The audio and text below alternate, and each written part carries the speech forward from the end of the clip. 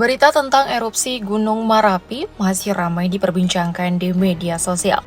Namun tidak sedikit masyarakat yang salah menuliskan atau menyebutkan Gunung Merapi sebagai Gunung Merapi. Berbeda satu huruf, kedua gunung ini jadi kerap dianggap sama, padahal sejatinya berbeda. Perbedaan Merapi dan Merapi pun bukan hanya dari satu huruf itu saja, tapi juga ada banyak hal lainnya. Jadi biar gak penasaran, berikut adalah perbandingan Gunung Merapi versus Gunung Merapi.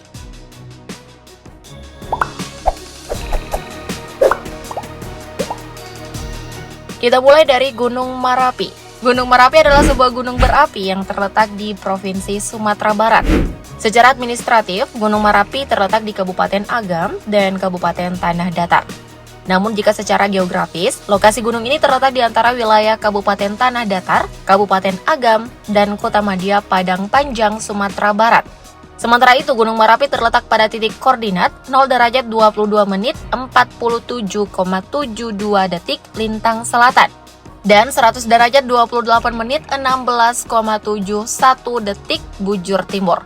Untuk ketinggiannya sendiri, Gunung Merapi berada di ketinggian 2.891 meter di atas permukaan laut atau MDPL.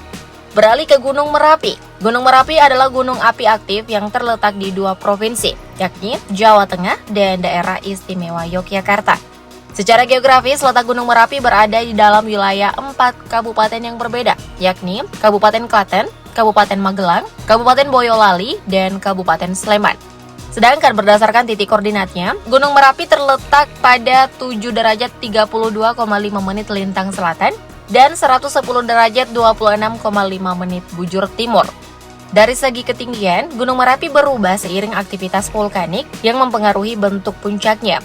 Hingga saat ini Gunung Merapi tercatat memiliki ketinggian puncak 2.968 mdpl. Itu artinya Gunung Merapi lebih tinggi 77 mdpl dibandingkan dengan Gunung Merapi.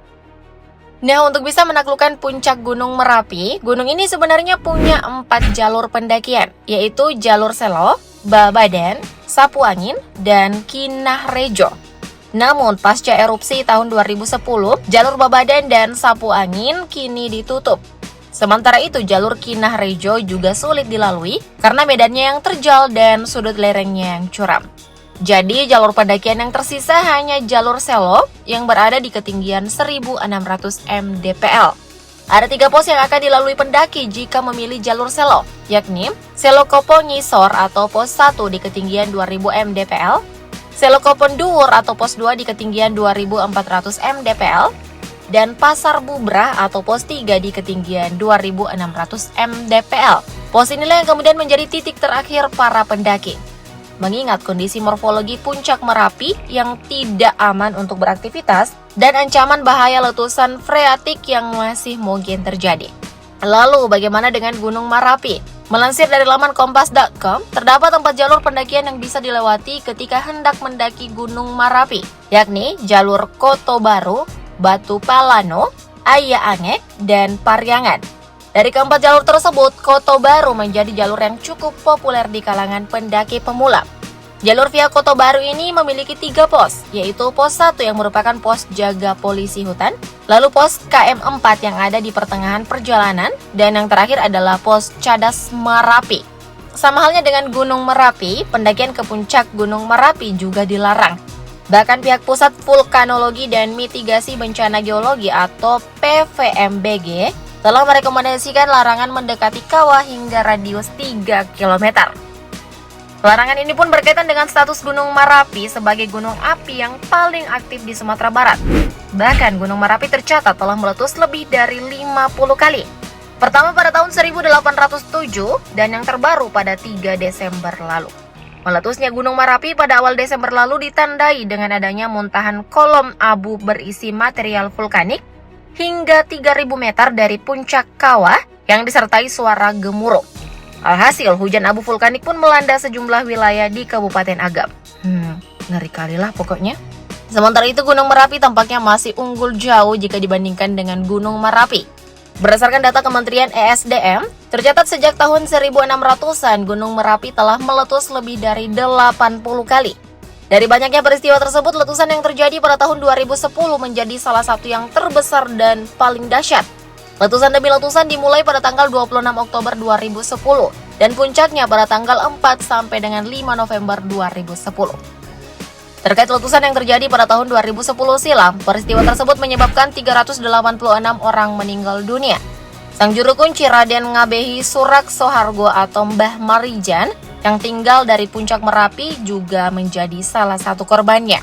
Sedangkan jumlah korban yang meninggal dunia pasca letusan Gunung Merapi pada 3 Desember lalu adalah 24 orang. Salah satu korbannya adalah seorang hafiz Quran bernama Franky Chandra Kusuma yang viral lantaran jenazahnya memiliki aroma wangi. Masya Allah, surga menantimu bro. For your information, ke-24 korban tersebut adalah para pendaki yang terjebak di atas gunung saat Gunung Merapi meletus. Innalillahi wa inna ilaihi roji'un. Selain ke-24 korban tersebut, terdapat 51 orang lainnya yang berhasil selamat dari letusan tersebut. Salah satunya adalah Sri Wahyuni. Sebagai saksi mata, Sri mengungkapkan jika sebelum terjadinya letusan, ada seseorang yang sempat melemparkan batu ke kawah tanpa bermaksud menuduh. Sri dan rekannya pun menduga jika hal tersebut menjadi pemicu terjadinya letusan Gunung Merapi. Terlepas dari benar atau tidaknya dugaan Sri tersebut, adegan seperti ini jangan dicontoh ya. Cerita yang berbeda datang dari Ponimin, korban yang berhasil selamat dari letusan Gunung Merapi. Menurut cerita, Ponimin bersama 7 anggota keluarganya selamat dari serangan Wedus Gembel Merapi karena berlindung di bawah mukena istrinya sambil memegang Al-Quran. Wallahu a'lam bishawab.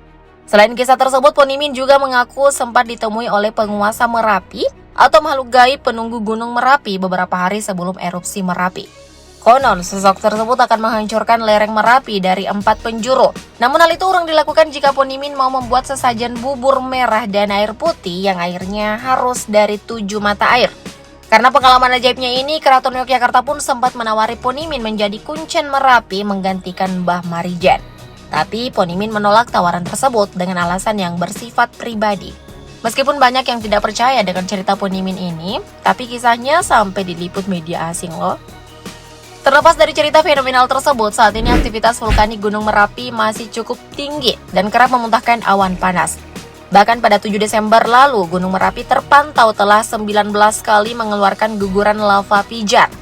Dan dalam periode pengamatan yang sama, tercatat pula terjadi 44 kali gempa guguran. Berkaca pada kejadian letusan Gunung Merapi beberapa tahun silam, status Gunung Merapi kini ditetapkan berada pada level 3 atau siaga. Sementara itu, kondisi Gunung Merapi hingga kini masih menunjukkan tren peningkatan erupsi. Bahkan pada 22 Desember lalu, Gunung Merapi kembali erupsi hingga mengeluarkan abu vulkanik yang cukup tinggi.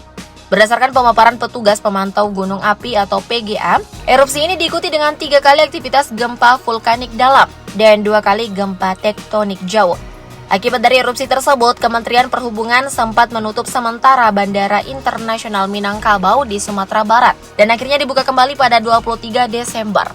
Terkait erupsi yang terjadi di Gunung Merapi, status Gunung Merapi kini berada pada level 2 atau waspada. So, apakah kalian punya cerita tersendiri terkait kedua gunung api ini? Ceritakan di kolom komentar ya. Thank you update lovers.